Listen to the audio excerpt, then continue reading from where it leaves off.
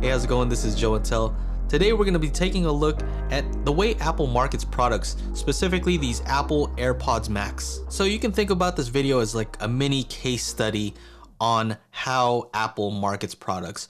And the reason I'm doing this is just because I was planning on doing a review of these headphones, but I just got them recently and everybody and their moms has a review of these headphones already. So there's no need to go over some of the stuff that everybody has gone over already. I think this is an opportunity to take a look at what Apple actually does because they are serving a masterclass every time they release a new product. So I've broken this down into a few categories.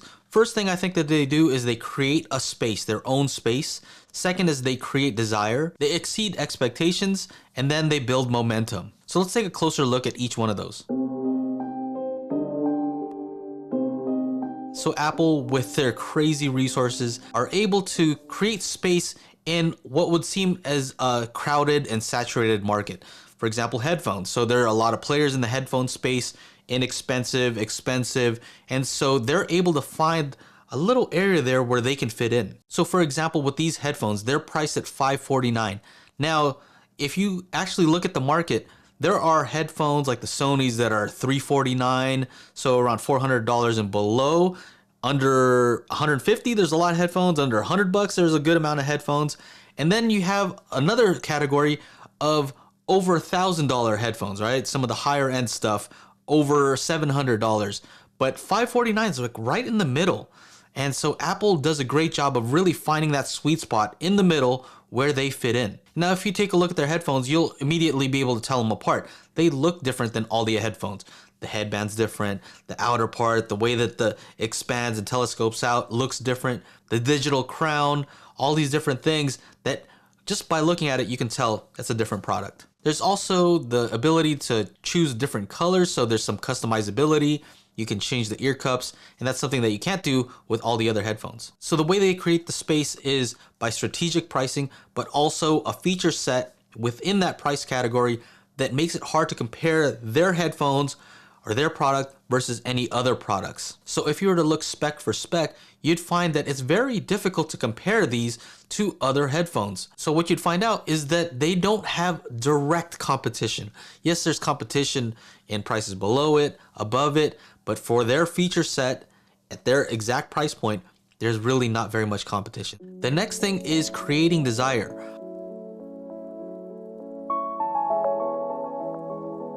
Most companies, they focus on fulfilling a need. They try to figure out what do people need and what can we do to fulfill that need.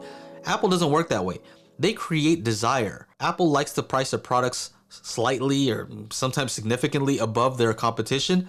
And it's what I like to call attainable luxury. It's luxury that's something that you want, but you can actually attain it. It's not like a Rolex where, you might want it, but not everybody has the money to spend on that. You'll also notice that they rarely drop the prices.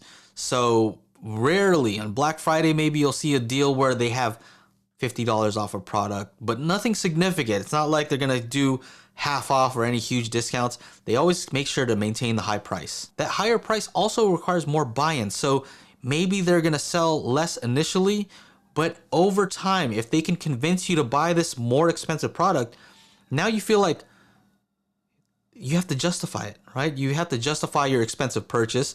And so it's an ongoing cycle. Soon after announcing the AirPods Max, Apple also said that they had run out of stock, that they were sold out completely. And I'm not sure if that is part of their marketing strategy, because I know Nintendo has been known to do this. Some of the gaming consoles, they release something and they're out of stock and then they create this demand, right?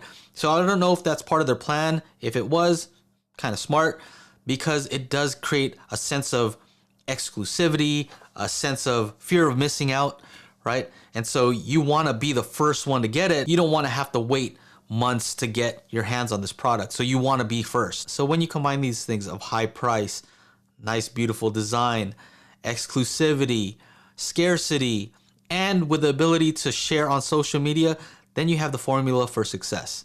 You have social proof, and that's what gets people to buy based on what their friends and family are buying. And I just want to summarize this by saying creating desire is very important, and they're really the best at it, in my opinion. And the reason being is If you can get somebody to buy something whenever they feel like they want something, that means that I can have 5 headphones here, but it still doesn't mean that I don't want the Apple one. I still want the Apple one, and that's what they do really well. The next category is exceeding expectations.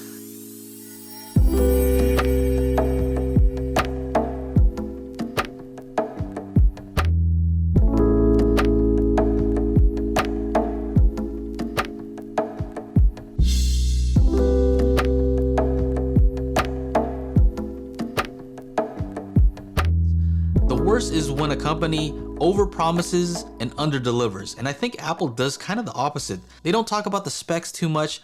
They almost underpromise and overdeliver. And so if you purchase one of their products and you spend a lot of money, once you experience it and you unbox it and it's as good as they say, then you're able to justify the cost of that product because the product is so great. This is also very important to exceed expectations because for reviewers reviewing this product, they're on camera making videos, reaching thousands, millions of people saying, hey, you know what? I was expecting this, but it was actually better than I expected. So now that's great marketing, right? So for example, a lot of the reviews of these headphones are already saying that it's a top in certain categories, in noise cancellation, ambient mode, spatial audio, the fact that it has magnetic ear cups, the build quality, even the circuit board on this looks nice, which lets you know, look at, if this is the quality that we put into the inside of the product that you never see, that just lets you know the entire product is great. When you combine that increased demand from these great reviews and the shortages of the product, now you're just really building up that demand, building up the desire. The next category is momentum. There's a lot of things involved there, but one of the aspects is that if you're an Apple user, you have an iPhone, you have an iPad, and you have the MacBook, and you have their iMac, and so you have all the products. People who know you because you've posted on your social media that you have those products, they're gonna say, hey, did you buy the new Apple AirPods Max? Did you see the new AirPods Max? And so you have a little bit of a pressure that, you know, you need to upkeep the fact that you're an Apple user, right? You need to buy the latest products because, you know, you're the Apple guy, right? That's not typically something you see with other brands. People don't ask me like, hey, did you see the new Sonys? Did you guys get those?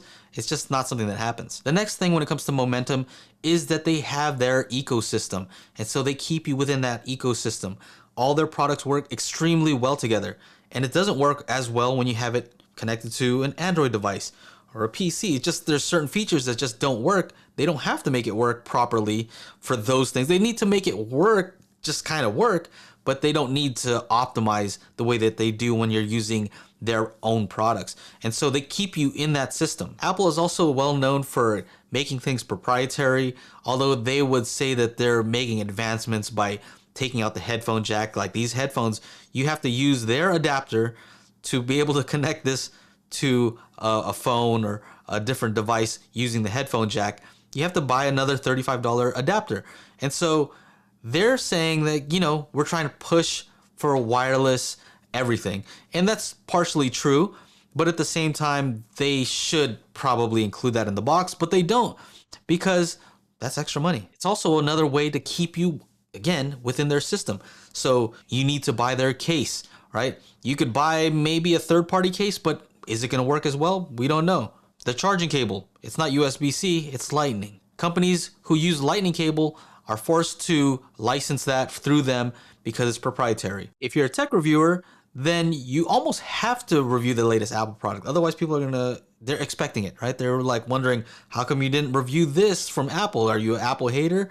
So because they're so huge, because they have the momentum, you have to almost always review an Apple product. I know I'm not really the headphone guy, but even I felt like I should check these out because I have done headphone reviews in the past. Another aspect that adds to the momentum is that each product is an entry point into their ecosystem. So let's say if I have an Android device, but I decide to get these headphones, well, now I'm introduced to certain things, certain aspects of it, and it makes me wonder, like, this already works pretty well here. Maybe I should just get an iPhone because it'll have spatial audio, which I can't get on Android. It'll have a quick pairing whenever I'm near this device. And when I switch to my MacBook, it'll switch automatically. So it gets you into purchasing more of their products. And the last thing with regards to momentum is that they're really smart about using design elements from other products. So this particular headphone, it matches your MacBook, right? The metal, the aluminum is exactly the same. It matches. If you use the digital crown, well, hey, that's the same digital crown as on Apple Watch. If I don't have an Apple Watch and I like the way the digital crown works on the headphones, it makes you think like, maybe I should just get that watch because it works so well on these headphones. And so it's very smart that they use different aspects of design from all the products across all the lines. One quick side note, I noticed that that digital crown even has the same sound as that old iPod click wheel. I don't know if you guys remember that. So in conclusion, it's a combination of all these things. I know I might have missed some, but I try to do stuff that wasn't as obvious. And I think it's really the combination of all these things that they do extremely well that makes it so that they're a great company that has billions of dollars. They're able to sell all these products.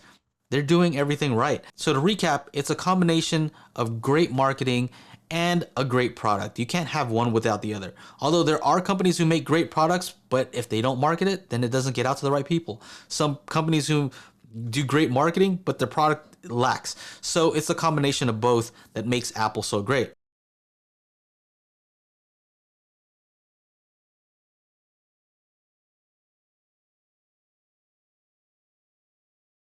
And I just want to end this by talking about Amar Bose. In one of his lectures, he talks about how in order to be better, you have to be different. You can't do the same thing and be better. Better implies different. Okay, it's impossible to do anything or to make anything better unless you do it differently. Clear, okay? Not the other way around, okay? The arrow doesn't go backwards. Now, it's the different that implies courage. When something's different, it's a heck of a gamble. And so, if better implies different and different implies courage, better implies courage. Well, the reason to move on, I'm going to give you three of them, but it really comes down to one word: courage.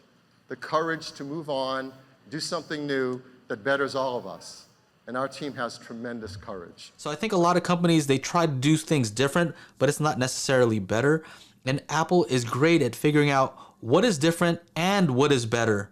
So anyway, I'll leave it with that. If you agree, let me know in the comments. If you disagree, also let me know. If you like the video, make sure to like, subscribe, ring the bell to be notified when I upload new videos. Anyway, that's it. Take care. Bye-bye.